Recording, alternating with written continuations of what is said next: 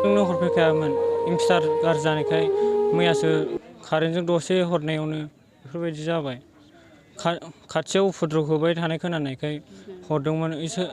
इसाजों जोंहा बै न' खाथि दं।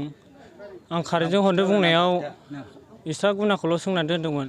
बिदिबा जोंहाबो ज' मिलायफानोसै माबानोसै सोंफानोसै लगायफानोसै होननानै माबादोंमोन। ओमफ्राय ज' मिलायलायनानै हरनाय जादों। बेयावनो इसोर न'निबो जोंनाव ज' दंफैजोबखायोमोन। इसोरो खाथियावनो बे उपद्रब होबाय थानायखाय ज' खनसे मिलायलायनानै होननानै हरदों। मा नाम बेबा?